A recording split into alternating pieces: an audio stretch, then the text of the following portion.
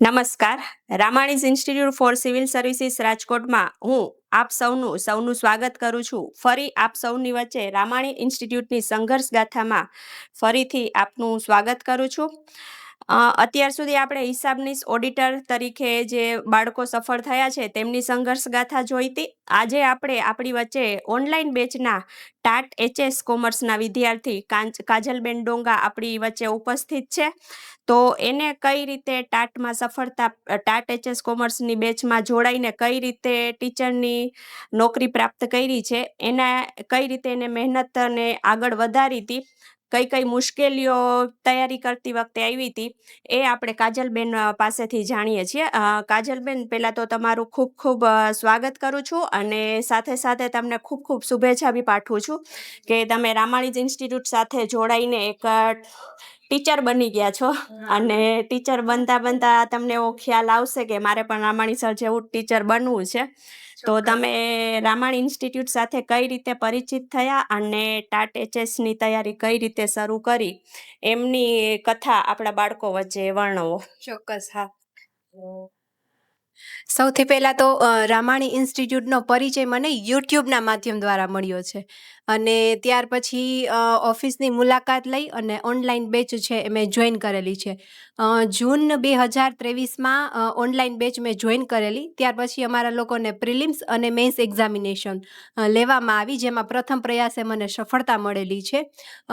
રામાણી સરનો ખૂબ ખૂબ આભાર માનું છું કે એમને અમારા વિશ્વાસમાં ખૂબ ખૂબ વધારો કર્યો અને આજે અમે આત્મવિશ્વાસુ બન્યા છીએ, કારણ કે રામાણી સરે અમને ખૂબ જ સરસ માર્ગદર્શન પૂરું પાડ્યું છે. સવારના 8થી લઈ અને સાંજના 8 વાગ્યા સુધી સતત છે એ રીડિંગ કરતા હોય. આ સાથે સાથે આપણા સમાજની એક માનસિકતા હોય કે દીકરીની ઉંમર થઈ જાય છે એટલે દીકરીનું સગપણ નક્કી કરી અને આપણે એને સેટ કરી દઈએ. પણ વચ્ચે હું તમને સ્ટોપ કરીશ કે મને ખબર છે ત્યાં સુધી મેં તમને બુક કુરિયર કરેલી હતી, એટલે મને યાદ છે ત્યાં સુધી તમે ગ્રામ્ય વિસ્તારમાંથી બિલોંગ કરો છો. તો પેરેન્ટ્સ તો તમારી સાથે કન્વિન્સ હોય જ છે, પણ જે આજુબાજુના લોકો હોય છે એ તમારી સાથે કેવી રીતે સપોર્ટમાં રહેતા? આજુબાજુના લોકો છે એ તો થોડુંક એ લોકોની માનસિકતા હોય કે દીકરી ઘરે છે, ઉંમર થઈ ગઈ છે, તો હવે એમનું સગપણ છે એ નક્કી કરી નાખો. પણ મારા પેરેન્ટ્સને મેં કન્વિન્સ કર્યા છે કે તમે એનું ન સાંભળો, મારે આત્મનિર્ભર બનવું છે તો તમે મને સાથ આપો, મને તમારો વિશ્વાસ જીતવો છે, તમે વિશ્વાસ રાખો કે એક દિવસ છે હું ચોક્કસ છે ટાટ એચએસમાં સફળતા પામીશ. અને રામાણી સરના છે ક્લાસીસ જોઈન કર્યા બાદ એમને જે રીતે અમને માર્ગદર્શન આપ્યું એ મુજબ અમે રીડિંગ કરતા ગયા છીએ અને આજે વર્ષ 2025માં અમે સફળ પામ્યા છીએ. જ્યારે તમને જ્યારે સગપણની વાત અથવા આજુબાજુના લોકો તમને ટોન્ટમાં કહેતા કે હવે ભણવાનું મૂકી દો, ત્યારે તમને કેવું ફીલ થતું? ત્યારે એમ થતું કે અમારે લોકોને વળતો જવાબ આપવાની જરૂર નથી, પણ અમારા કરતાં પણ સમય છે એને વળતો જવાબ આપશે. અને સમય આજે આવ્યો છે 2 વર્ષ બાદ, પણ સફળતા મળી છે. એટલે ખૂબ ખૂબ આભાર માનીએ છીએ કે સર અમને ખૂબ સરસ માર્ગદર્શન પૂરું પાડ્યું છે. ત્યારે તમને રામાણી સરનું કોઈ મોટિવેશનલ યાદ આવતું? રામાણી સરે તો ઘણા બધા છે મોટિવેશનલ સ્ટોરીઝ કીધેલી હોય. કોઈની સંઘર્ષ ગાથા અમે તો આપના માધ્યમ દ્વારા જોઈએ જ છીએ, જે પણ અમને પ્રેરણા ખૂબ પૂરી પાડે છે. જ્યારે તમને આ આજુબાજુવાળા લોકો અથવા તો કોઈ પણ ડિમોટિવેશન કરતા, ત્યારે તમે તૈયારી કઈ રીતે કરતા? ત્યારે બાળકોને ખાસ જરૂર હોય છે, કારણ કે વાંચતા ઘણા બાળકો ડિમોટિવેશન થઈ જાય, ત્યારે આપણે માનસિક સંતુલન કઈ રીતે જાળવી? ત્યારે પોતાના સપનાઓને યાદ કરવાના, જ્યારે આપણે ડિમોટિવેટ થઈ જઈએ. આપણી અંદર જે પોટેન્શિયલ પડેલું છે, આપણી અંદર જે આવડત પડેલી છે, એ આવડતને આપણે યાદ કરવાની. આપણી અંદર જે ઈચ્છા શક્તિ છે, ઈચ્છા શક્તિને વધારે જાગૃત કરવાની. આપણા સપનાઓને યાદ કરવાના, એટલે લોકોના જે ટોન હશે ને એ પણ ભૂલાઈ જશે.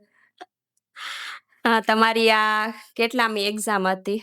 આની પહેલા મેં ટેટ 2 એક્ઝામિનેશન પાસ કરેલી છે અને આ ટાટ એચએસ એક્ઝામિનેશન ફર્સ્ટ પ્રયાસે જ પાસ કરેલી છે. પાસ થયા પછી તમારા પરિવારમાં કેવો ખુશીનો માહોલ છવાયો હતો? પાસ થયા પછી પરિવારમાં પણ માન સન્માન વધ્યા છે, સમાજમાં પણ માન સન્માન વધ્યા છે. જે લોકો ગઈકાલે બોલાવતા નહોતા એ 2 વખત ફોન કરીને પણ બોલાવે છે કે ચાલો જમવા.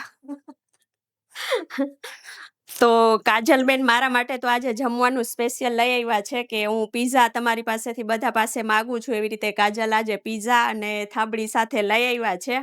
અને હું અત્યારે એવું કહેવા માંગીશ કે આજુબાજુવાળા વ્યક્તિઓ અથવા કોઈ પણ તમને ડિમોટિવેશન કરે છે, જો તમારો ગોલ ફિક્સ હોય કે મારે આ આગળ વધવું છે, તો તમને કોઈ ડિમોટિવેશન કરી નથી શકતું. એક આપણે આત્મનિર્ભર બનીએ અને તમે પણ જલ્દી પરીક્ષા પાસ કરો અને મારા માટે થાબડી લઈ આવો એવી તમને પણ ખૂબ ખૂબ શુભેચ્છાઓ.